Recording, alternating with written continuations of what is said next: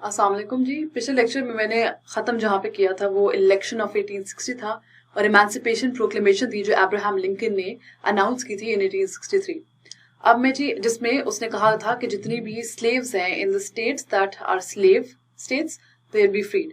अच्छा जी, before moving forward to the civil war itself I am going to talk a little about the amendments that came during that period.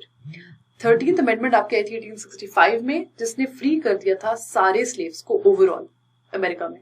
Emancipation Proclamation only freed the slaves that were in the slave states. ठीक है, बाकी जितने भी America के slaves थे सबको free कर दिया था as normal citizens in 1865 in the 13th Amendment. 14th Amendment granted citizenship rights and equal civil and legal rights to all the African Americans who were previously slaves. और 15th Amendment जो 1870 में आई थी, it prohibited any kind of government, whether it be federal or a state government, to deprive a citizen the right to vote based on their ethnicity, color, religion or anything. ठीक है, अच्छा जी, अब बात करते हैं जी सिविल वॉर की। अब differences देख लिए जाते हैं ओवरऑल। लेट्स से अगर कोई आ जाता है कि जी सिविल वॉर हुई क्यों, तो मैं थोड़ा सा ना कॉम्पैक्ट करके आपको बता रही हूँ कि सवाल को बहुत ज्यादा इन्फॉर्मेशन मैंने आपको बता दी है, थोड़ा सा इसको इकट्ठा करते हैं। सबसे पहले इकोनॉमिक डिफरेंसेस है। ठीक है, इकोनॉमिक डिफरेंसेस क्या है कि जी बहुत इंडस्ट्रियलाइज्ड है नॉर्थ। ठीक है, north is more capital, north is more flourished. South के पास सिर्फ फार्मर्स है, एग्रीकल्चरल लैंड है, लिहाजा उनके इकोनॉमिक डिफरेंस भी फर्क आ जाते हैं। ठीक है, उनको अब उसको सेंट्रल बैंकिंग चाहिए नॉर्थ को, they don't want a central banking system, they don't have enough money to begin with southern states. ठीक है, इसके अलावा जी फिस्कल पॉलिसी जो है वो भी उनको सेंट्रलाइज चाहिए नॉर्थ को। Political differences again, they wanted more power vested within the center because the center protected the rights of the north. However, they wanted state rights, southerners. Social differences की बात करें तो ये बड़ी important बात है कि जी 20% of the southerners could only read or write. भाई एजुकेशन लेवल ही उधर नहीं था। ठीक है, they could not comprehend what unity meant, what that meant for them. तो जी सबसे ज्यादा जो इशू था वो ये था उनको कि they were more जो बहुत अच्छी कॉलेजेस है हार्वर्ड वगैरह, they were all in the north. Education was more there. ठीक है, और वहां पे साथ मिली थी।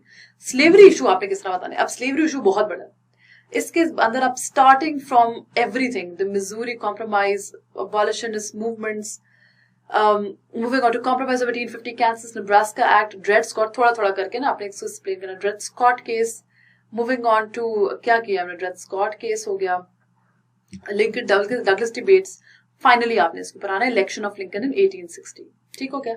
जब 1860 में लिंकन का इलेक्शन हुआ है तो भाई south Carolina it issued a proclamation, ठीक है, जिसमें उसने डिक्लेरेशन इशू किया of the causes of secession, which is that they said that since Abraham Lincoln has been now been elected, we're at war, और 7 states जो आपकी थी वो यूनियन से ही अलग हो गई, which had a major setback, through which America suffered a major setback and it started the civil war in America.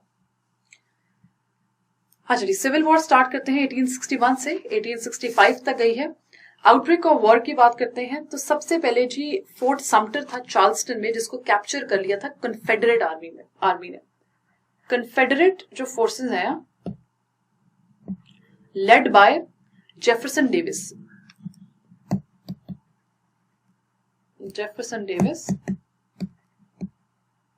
ठीक है, कन्फेडरेट फोर्सेस जेफरसन डेविस की थी, आपकी सदर्न स्टेट थी जो कि आपकी अलग होगी यूनियन से। ठीक है, इन्होंने कैप्चर कर लिया चार्ल्सटन में जो आपका फोर्ट समटर था। दे लोअर्ड द अमेरिकन फ्लैग, उन्होंने सीज ले कर दी वहां पे।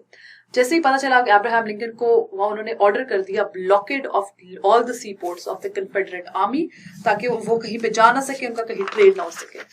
आज साथ ही साथ और जो 8 स्टेट्स थी they started joining the Confederate forces, जिसकी वजह से अब्राहम लिंकन को मजीद मसले हुए।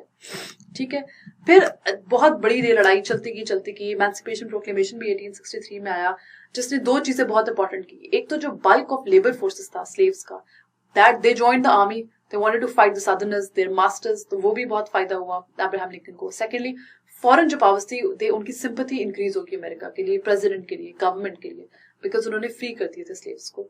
अच्छा जी, फिर आपकी again was very long war, और आपकी जो फाइनल विक्ट्री थी वो अपोमाटॉक्स में हुई थी, विच वॉज यूनियन की विक्ट्री थी। ठीक है, यूनियन जीत गया, अब्राहम लिंकन जीत गया। General Grant was the commander in chief of the federal army and General Lee was the commander in chief of the Confederate forces. ये दोनों मिले, इन्होंने नेगोशिएशंस की। वहां पे भी अब्राहम लिंकन ने कहा कि कंसेशंस ग्रांट करें उनको, बस उनको यूनियन में वापस लेके आए। Abraham Lincoln did not want them to punish them, he wanted them to bring, he wanted the entire forces, the Confederate Army to be back in the Union. और जिस दिन जीते हैं, on the eve of the day of the victory of Abraham Lincoln, he was assassinated by a Confederate sympathizer. Assassination हो गया था Lincoln का, ठीक है। एडवांटेजेस देख लें तो ज्यादा मैन पावर थी नॉर्थ के पास, again there were more forces, there was more power, obviously after the emancipation proclamation तो फिर तो बहुत ही ज्यादा पावर आ गई थी, बहुत ही ज्यादा लोग आ गए थे इसके पास, नॉर्थ के पास। फॉरेन सपोर्ट ज्यादा था, फॉरेन सिंपैथी ज्यादा थी, because they had just release the slaves. फिर फाइनेंसेस ज्यादा डिस्पोजेबल थे, बिकॉज गवर्नमेंट ही नॉर्थ की थी, ठीक है, अब्राहम लिंकन की थी। ही वाज ऑब्वियसली, अगर वो फाइट कर रहा था तो he had more finances. Leadership में बहुत बड़ा फर्क था। Jefferson Davis was nowhere like Abraham Lincoln. Abraham Lincoln wanted to take everybody forward. Jefferson Davis just wanted to fight the Northerners, wanted to destroy everything, and it was they had a very strong military and naval force as well, Abraham Lincoln, ठीक है। अच्छा जी, जो important एक और चीज आ जाती है, इसके ऊपर नोट आ जाता है कि काफी ज्यादा रेवोल्यूशनरी चेंजेस हुई थी वॉरफेयर में, बड़ी इंटरेस्टिंग चीज है। सबसे पहला जो ब्लॉकेड का कॉन्सेप्ट था ना, वो इस वॉर में यूज हुआ था, was the first modern war पर से। फिर मस्केट्स यूज होते थे पहले, जिनकी जो रेंज होती थी इट वाज 250 यार्ड्स। राइफल्स की रेंज थी 1000 यार्ड्स, तो काफी परेशान भी हो गए थे, काफी नई वॉर है, ठीक है। 1000 यार्ड्स की राइफल्स इस्तेमाल हुई इस जंग के अंदर, ठीक है ना। बहुत ज्यादा स्पेसिफिक निशाने लगते थे, एयर बलून्स यूज हुए थे for spying purposes, rail road से बहुत ज्यादा कनेक्टिविटी इंक्रीज हुई थी, और कम्युनिकेशन बहुत ज्यादा फास्टर होती थी। Abraham Lincoln could communicate with the troops on ground, which again was very new at that time. अच्छा जी, डिस्ट्रक्शन की बात करते हैं। सबसे पहले फिजिकल डिस्ट्रक्शन, क्योंकि डिस्ट्रक्शन के बाद हमने रिकंस्ट्रक्शन की बात करनी है कि किस तरह से वॉर के बाद रिकंस्ट्रक्शन हुई थी। सबसे पहले फिजिकल डिस्ट्रक्शन की बात करें तो जितने भी जिन हाउसेस, मिल्स, चर्चेस, हर चीज, water system, infrastructure, everything was destroyed. हर चीज डिस्ट्रॉय हो गई थी, कुछ नहीं बचा था वॉर की वजह से। This is a very famous film called Lincoln. थोड़ा ऑफ टॉपिक में जा रही हूँ, लिंकन देखिएगा, 2012 की फिल्म है, अब्राहम लिंकन पे बनी हुई है। तो उसका एंड सीन ये है कि अब्राहम लिंकन जो है ना, वो चल रहा होता है और लाशों के बीच में चल रहा होता है, और जंग जीत चुकी होती है। नॉर्थ सेलिब्रेट कर रहा होता है, वो देख रहा होता है कि इस जंग के जीतने की वजह से कितनी जाने गई हैं। It's a very interesting film, do watch it. फिर फाइनेंशियल लॉस था, अमेरिका का जो डेट था, वॉर डेट, नेशनल डेट, वो अगर आपको फिगर ये याद रखती तो प्लीज याद रखिएगा, यहां तक चला गया था। It was so big. Social problems ये थे कि जी आपके चर्चेस यूज होते थे मिलिट्री पर्पसेस के लिए, तो वो तबाह हुए थे। लोग बहुत ज्यादा, lot of dead bodies were just lying here and there after the war, ठीक है। इसके अलावा एजुकेशन सिस्टम आपका बहुत ज्यादा शैम्बल्स में था, ठीक है। फिर जो सबसे बड़ा एक और प्रॉब्लम था, वो अफ्रीकन अमेरिकन प्रॉब्लम था, विच वाज कि जी जो निग्रो स्लेव्स जो थे, वो जो अच्छा फ्री हो गए तो वो क्या करें। They had no shelter, they had no work, they didn't know what to do. A lot of them resorted to robbery, stealing, because they had to अपना पेट भी उन्होंने पालना था। तो फिर उस तरह से ये बड़े इश्यूज होते हैं। फिर एक 1865 में ब्लैक कोड्स इंट्रोड्यूस हुए थे, black codes, which was the final attempt, one of the last attempts by the Southerners to restrict black activity, क्योंकि उनके पास कुछ करने को तो था नहीं, तो कहा अभी भी इनको हम काम देके ना अपने अंडर कर सकते हैं। लेकिन हुआ ये था कि फेडरल गवर्नमेंट ने फ्रीडमेंस ब्यूरो खोला था, फ्रीडमेंस bureau, I'm going to refer to the spellings so I don't get them wrong. Freedmen's Bureau in 1865, which basically provided relief work, और वो slaves की protection करती थी, ठीक है। अच्छा जी, अब ये सारी डिस्ट्रक्शन होगी, मसले आ गए वॉर के बाद। अब रिकंस्ट्रक्शन प्लान क्या था? जब वॉर खत्म भी नहीं हुई थी, तब से अब्राहम लिंकन का एक रिकंस्ट्रक्शन प्लान था 1863 में।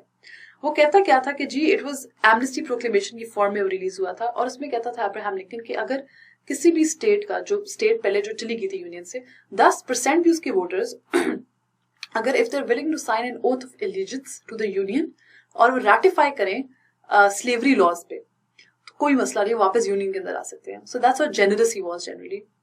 इसके बाद बिल्कुल कुछ साल बाद, 5 साल बाद, एक रेडिकल रिकंस्ट्रक्शन का प्रोग्राम आया था दैट लास्टेड फॉर 10 years, जिसमें पूरे अमेरिका को डिवाइड किया गया था 5 मिलिट्री यूनिट्स में।